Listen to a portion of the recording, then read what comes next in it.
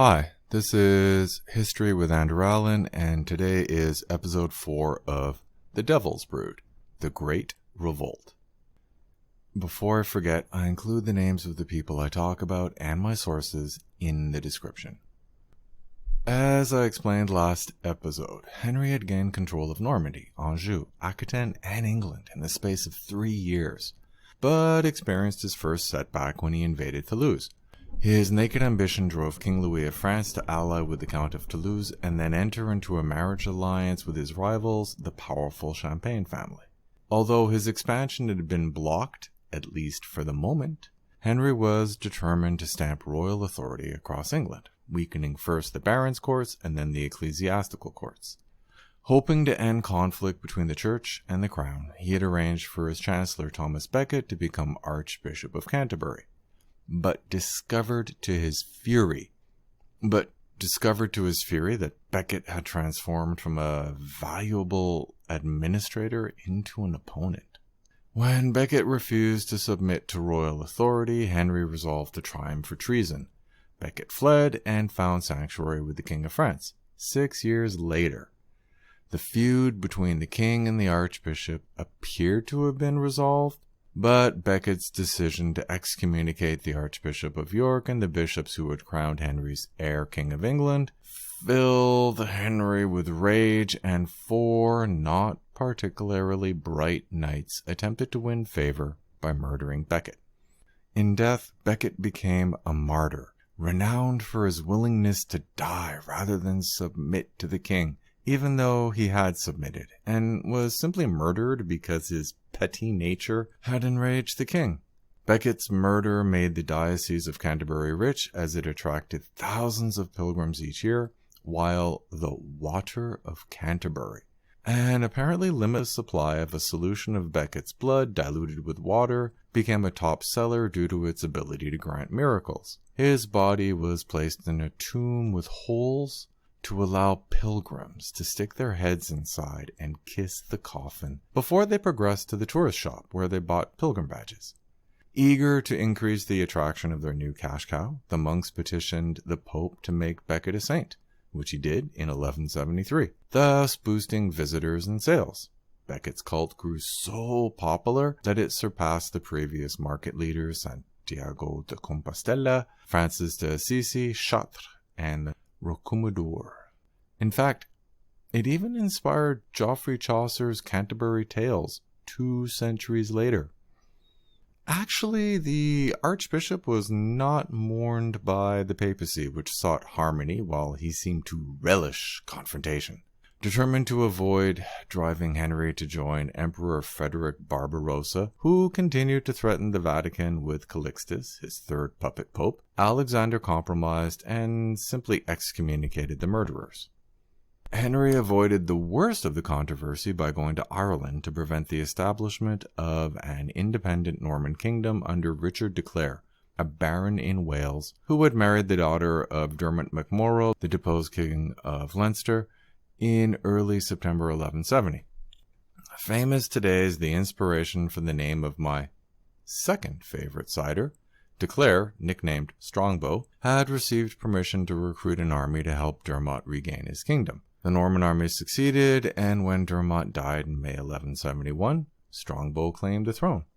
Determined to remind Strongbow who was in charge, Henry arrived with a fleet of 400 ships in October.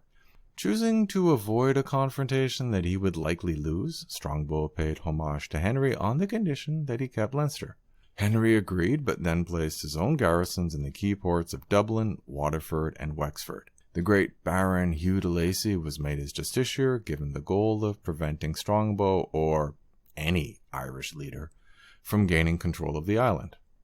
After establishing his authority, Henry remained in Ireland and summoned a council of Irish bishops in November to reform Irish church law, bringing it closer to church law in England, causing the grateful bishops to write on his behalf to the Pope. Henry finally met with the papal legates on May 21, 1172, and received absolution of any responsibility in the murder of Thomas Becket after he agreed to pay for 200 Templars in Palestine to go on crusade to return all property to Canterbury, do not obstruct papal appeals from English churchmen, to abolish customs that harmed the English church, and to release the bishops from their oaths to observe the constitutions of Clarendon.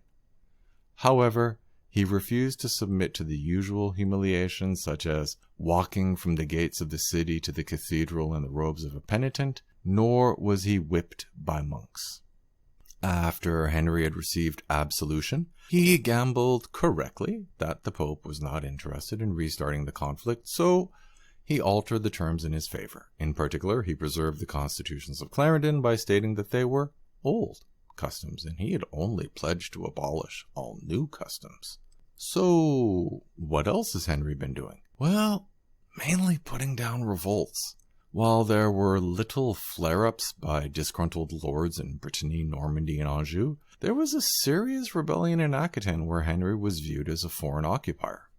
1/3 the size of modern France, Aquitaine was more Roman Basque than Frankish French, so the Dukes of Aquitaine usually looked southwards toward Spain, not north to France or west to Normandy.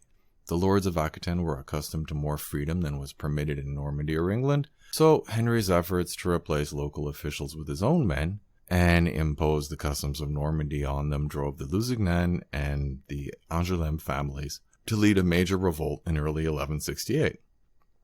After burning a few farms and capturing a couple of castles, Henry believed that he had pacified the region, so he left Eleanor under the protection of his military governor, Earl Patrick of Salisbury. It turned out that the region was not completely pacified. Eleanor and Patrick were traveling to Poitiers with a small guard when the Lusignan brothers attempted to capture the queen to improve their bargaining position. Patrick died leading the rear guard as Eleanor was hurried to safety. Patrick's nephew, William Marshal, risked his life to ensure her escape and was captured. Impressed by his bravery, Eleanor paid his ransom and then offered him a position in her own group of knights, creating a loyal retainer who would serve 5 Angevin kings. After crushing the revolt, Henry left Eleanor in Aquitaine to re-establish her ducal court. She embraced the task, touring the entire duchy, dismissing any of Henry's officials who were unpopular, inviting exiled barons to return home, reviving old fairs and customs, and confirming the rights of towns and abbeys. Although there was no formal break, Eleanor decided to live in Aquitaine with her favorite son Richard, essentially separating from Henry. Since she was 46 and had given birth to 10 children, she may have wanted to return home to semi-retirement rather than play the ceremonial role of queen. She may also have been fed up with Henry's chaotic, messy lifestyle. Honestly, it may have simply been the most effective method of stopping him from impregnating her again. There were no condoms, birth control pills, or IUDs, while the medieval version of a vasectomy was castration. Moreover, it is vital to remember that Eleanor had agreed to marry Henry in the first place because she felt he offered the best opportunity for autonomy for her beloved duchy. It appears that the break was relatively amicable since she continued to serve as queen when required. Eleanor was clearly raising Richard to succeed her as Duke of Aquitaine. 14-year-old Richard finally became Duke on June 10th, 1172, during a solemn ceremony where the ducal crown was removed from his mother's head and briefly placed on his and then returned to his mother's head, signifying that he would rule under her authority. Although young Henry had been crowned King of England, he had been sent to Normandy to represent royal authority while Henry was in Ireland. Returning to England in late August 1172, the young king became regent again, but he was just starting to get comfortable with his authority when his father summoned him and his wife Margaret to join him in Normandy to help make peace with Louis, so Richard de Lucy, the chief justiciar, once again ran the government. Shortly before traveling with his wife to Paris in November, the young king had asked his father again for his inheritance, and Henry had again refused. So instead of making peace with Louis, young Henry was open to Louis's efforts to lure him away from his father. If Henry had been old and likely to die in the near future, young Henry might have been able to pretend to be patient. But Henry was 40 and healthy. As a result, relations between the young king and the old king were far from smooth when Henry and Eleanor and their 2 eldest sons hosted a series of extravagant banquets during the last week of February 1173 at Limoges in Aquitaine, where the main guests were King Alfonso of Aragon, King Sancho of Navarre, Count Humbert of Maurienne, and Count Raymond of Toulouse. Why the celebration, you ask? They were there for the betrothal of 6-year-old John. With 3 elder brothers, it had seemed that John was destined for a career in the church, since a 4th son just complicated Henry's daunting task to figure out an inheritance for each son that fit the complex feudal relationships. However, the failure of the Count of Maurienne to produce a son despite 3 marriages presented a solution to that problem. Henry promised the castles Chinon, Loudon, and Mirabeau in Anjou as John's inheritance to encourage the Count of Maurienne, who controlled the western Alpine passes between Germany and Italy, to marry his heiress to John. Aside from John's betrothal, the key event of the regional summit was Count Raymond's acknowledgement of Henry and his sons as his overlord, since his alliance with Louis had ended when Raymond annulled his marriage to Constance, Louis's sister, in 1165. This annulment seems a bit ungrateful, since that alliance had preserved Toulouse when Henry tried to conquer the county in 1161, but Raymond had drifted away from Louis. Henry's marriage of his daughter Eleanor to King Alfonso of Castile and John to the heiress of the Count of Maurienne threatened to leave Toulouse surrounded, so Raymond had swallowed his pride and bent the knee to Henry. Raymond was even convinced to agree to a peace with his rival Sancho of Navarre. This diplomatic coup signaled that Henry had become the dominant power in Europe. It also sparked a rebellion. When Henry promised to give John the great castles of Chinon, Loudon, and Mirabeau, the young king objected, not because he had a claim on those castles, but because now even his youngest brother had lands. Despite John's nickname Lackland, young Henry was the true Lackland. While he had been given many titles, he had received little land but was expected to maintain a large household, so he was sliding into debt. The situation was aggravated by the knowledge that he was 18 and had no real power, while his father had become Duke of Normandy when he was 16. It seems strange that Henry was unwilling to give land to his heir, since he had so many domains to give. England was the obvious choice, since even if young Henry was regent, the actual government would have been controlled by Henry's officials, and more important, the royal castles would have been held by his men. If he was worried that England was too powerful, Normandy would have been a nice compromise, even though it was a bit too close to young Henry's father-in-law. Or just give him Anjou. It was Henry's right to not give lands or authority to his heir, but then he should not have had him crowned King of England. Moreover, many European rulers had given their eldest sons their own lands to practice ruling and shared the rule over the kingdom or duchy to prepare him to inherit. Aside from providing invaluable hands-on training, these rulers usually had no choice, needing someone to share the burden of governing vast lands in an era when communication moved at the speed of a fast horse on bad roads. However, Henry was a control freak. Part of the problem is that Henry had come to power early in his life and had not experienced his son's frustration, so he did not sympathize.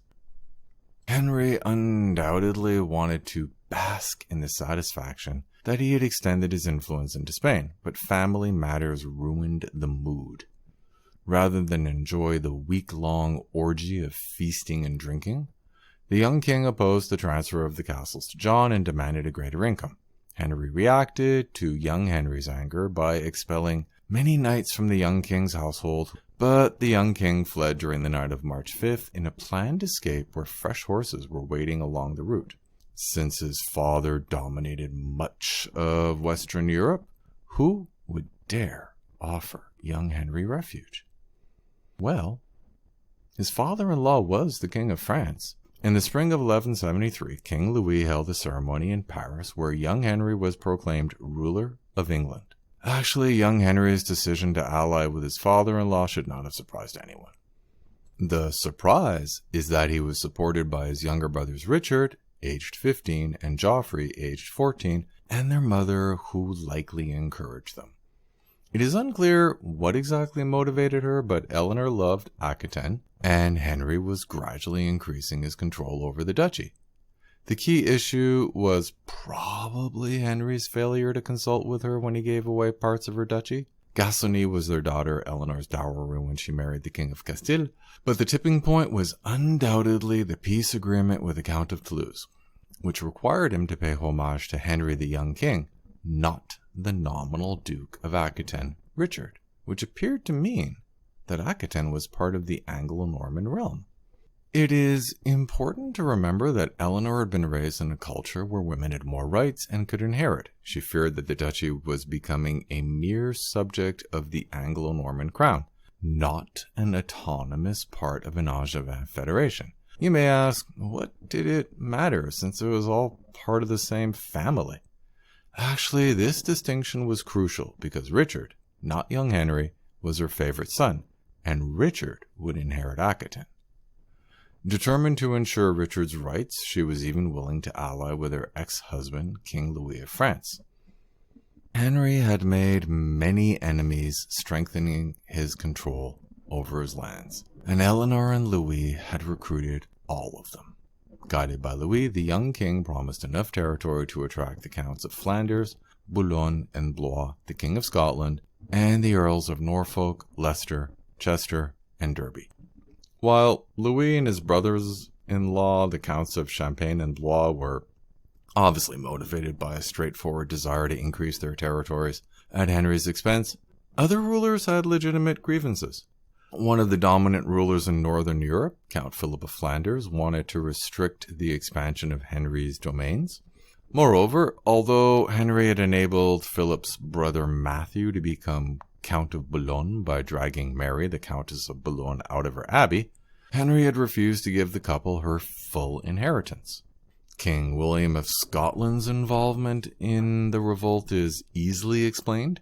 Shortly after becoming King of England, Henry had forced the then King of Scotland, William's older brother Malcolm, to accept that the counties of Cumberland, Westmoreland, and Northumberland would remain English, even though Henry had promised their father David in 1149 that he would return them in gratitude for David's support of his mother.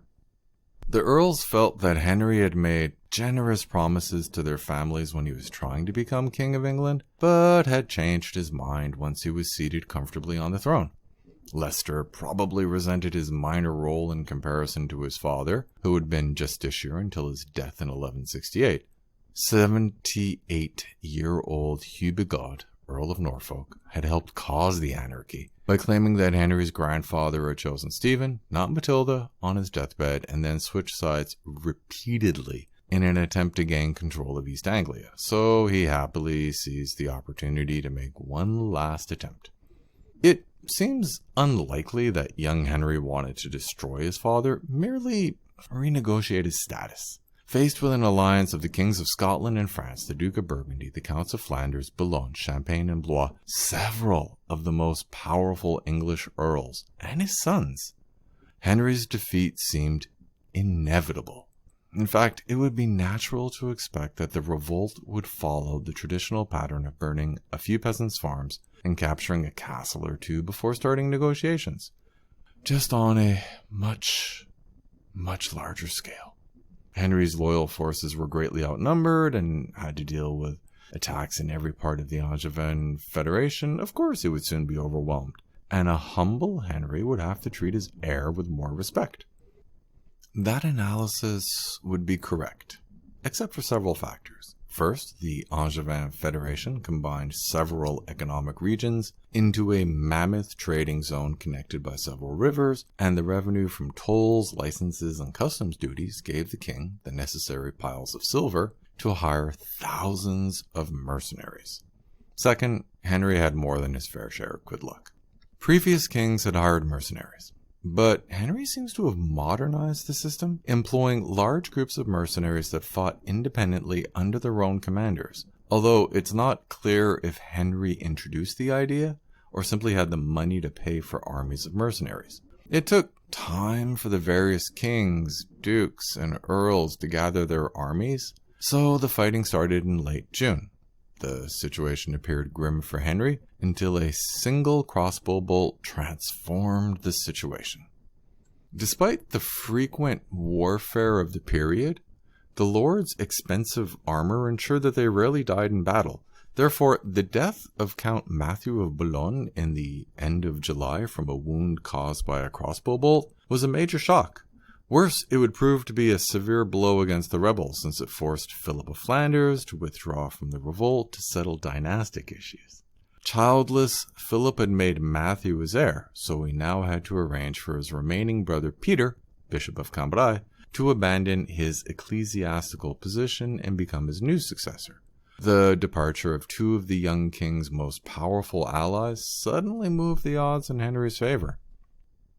Meanwhile, Louis had been bogged down in a siege against the fortress of Verneuil in southern Normandy since early July, which was draining his limited financial resources. Since Flanders and Boulogne had pulled out, Henry was able to relieve the siege, arriving on August 8th. While there were frequent raids and sieges, large-scale battles were rare in medieval warfare because they were unpredictable, with potentially catastrophic consequences. Betting that Louis wanted a battle even less than he did, Henry placed his army 7 miles away, forcing Louis and the young king to make a choice. As expected, they chose not to risk a fight and retreated the next day. The momentum continued in Brittany, where Earl Hugh of Chester was captured on August 23rd, which was a key victory since the garrisons of Hugh's castles in England had little reason to keep fighting once he became a prisoner. Speaking of England, the Midlands were the center of the revolt in England, since Leicester and his ally, the Earl of Derby, possessed a block of castles connected to the Earl of Chester's lands. William of Scotland invaded Northumberland in mid-July, expecting to receive popular support since he had been Earl of Northumberland until 1157. He would be disappointed, since the leading families remained loyal to Henry. Learning that an English army under de Lucy and the Constable of England, Humphrey de Bohun, was approaching, William chose to retreat since he realized that his Scots would be crushed by the better trained and equipped English army. Aware that he was in a good position, but Henry met with his sons and Louis on September 25th. Hoping to negotiate a peace, he offered several castles and most of the revenue of Normandy to young Henry, while Richard would receive half of the revenue of Aquitaine, and Geoffrey would marry Constance, the heiress to the Duchy of Brittany.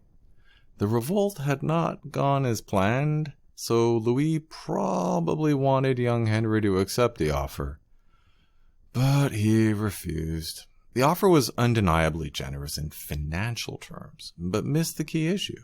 Young Henry wanted independence, so only England, Normandy, or Anjou would have been enough.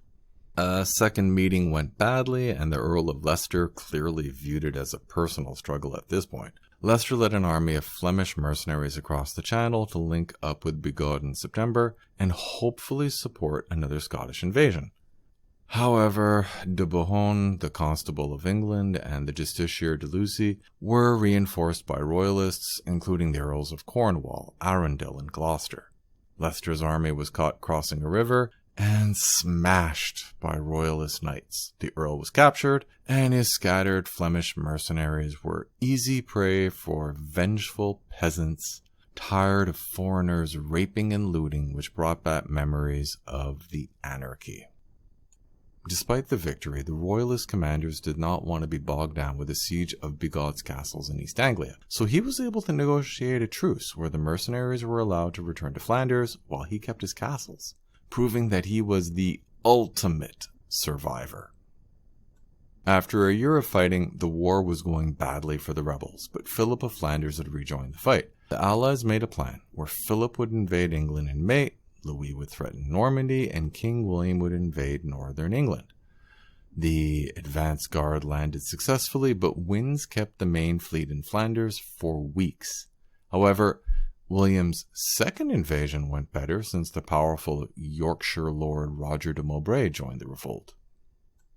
If William could link up with the rebels in the Midlands, Henry could lose part or all of England. Fortunately, his illegitimate son Geoffrey, Bishop of Lincoln, raised an army and captured 2 of Mowbray's castles, ending the threat to York.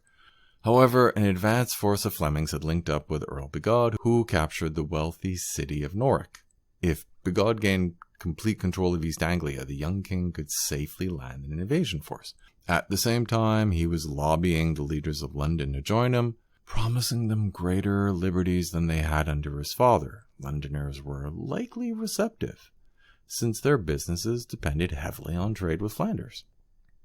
Henry needed to return, but he was busy on the continent, since Richard was rallying nobles in Aquitaine, although the citizens of La Rochelle drove off his attempt to take the city. La Rochelle had only been founded in the 1130s, but was thriving due to the growing trade in Bordeaux wine through the port, which had the wide wharves needed to service the ships that had begun to dominate trade in the Baltic, North Sea, and the Channel during the second half of the 12th century.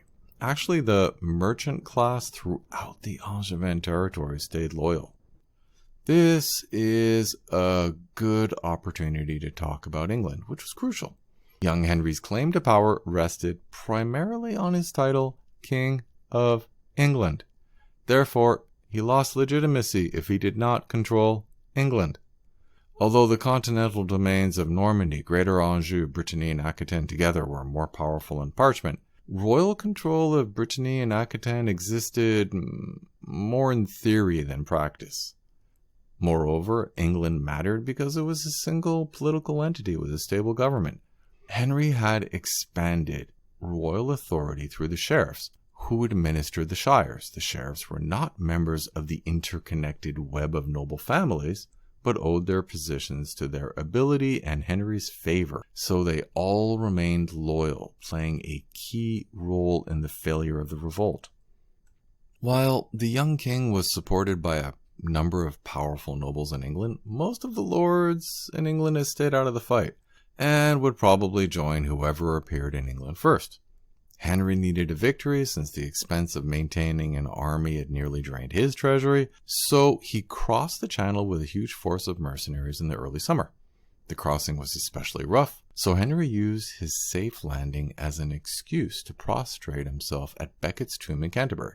As I said earlier, Henry had refused the traditional penitence, but when the Great Revolt was at its worst, he decided that it would not hurt to associate the power of a martyr with himself. So he walked as a penitent from the city gates to the cathedral, where he was whipped, lightly, but still whipped. He then prayed and fasted for 3 days to acknowledge his responsibility for Becket's murder. As if a sign that he had won God's favor once again, news arrived that the King of Scotland had been captured during a surprise attack as he was besieging a castle. Aside from the value of the king as a hostage, he had unified opposing groups. Without his presence, they turned on each other. Recognizing the futility of continued resistance, Bigod, Mowbray, and the Earl of Derby surrendered their castles, so England was now secure. Philip and the young king had already cancelled their invasions, and it would be very risky without a secure base in East Anglia. Instead, they decided to join King Louis in an attack on Rouen, the capital of Normandy, on July 22nd. Rouen was vital, since it was far richer and more populated than Paris at the time.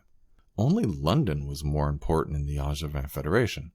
Henry had ensured its loyalty by giving the citizens generous judicial and trading privileges. It faced the armies of Flanders, Blois, Burgundy, Champagne, and the French king, but it was a powerful fortress, while the river meant that the army could only approach a third of the city. In fact, they could not even prevent supplies from reaching the city, so they used their greater numbers to launch a continuing assault, where the troops were divided into 3 shifts so they could attack and rest in turns. However, the defenders did the same, and even a surprise attack launched by Philip during the truce given in honor of Saint Laurence, Louis's patron saint, failed. Henry showed up the next day, and once again, Louis and his allies chose to avoid direct battle, so the siege equipment was burned and the allies retreated.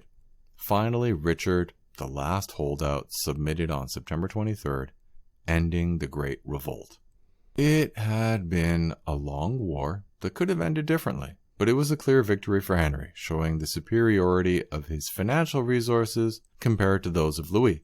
In particular, the government of England had remained loyal, as sheriffs and regional officers ensured that garrisons of royal castles were supplied and paid, while arranging enough money to fund large-scale hiring of mercenaries. Moreover, the large towns of London, Rouen, La Rochelle, and others that stayed loyal, tying down rebel forces in exhausting sieges, while providing the old king with wealth and secure bases. It is necessary to point out that Henry had broken the traditional feudal system where the effectiveness of a king's rule depended on his ability to convince or intimidate his lords to contribute knights to his army. Several of his most powerful earls and numerous barons had revolted, and many barons had declared themselves loyal, but proved unwilling to actually send troops. So Henry should have found himself defenseless. Instead, he had triumphed because the revenue from trade had enabled him to hire an army of mercenaries. Hoping to win stability, Henry forgave everyone who had rebelled and gave his sons larger allowances but little power. It is likely that Henry knew that harsh terms would have caused resentment, leading to another rebellion in a few years. Although Henry was relatively generous to his three eldest sons, given the fact that they had allied with his rivals against him, he showered castles and revenues on John, even though he was a child. Since John was too young to actually administer those revenues himself, this was probably a way for Henry to signal his favor while increasing his own revenue stream. Henry seems to have learned nothing, since Richard and Geoffrey were given limited authority in their respective territories, but young Henry still did not have his own lands, which did not bode well for the future. It will probably not come as a surprise that Henry's sons would revolt again, and I will discuss those revolts in the next episode. Thanks for listening.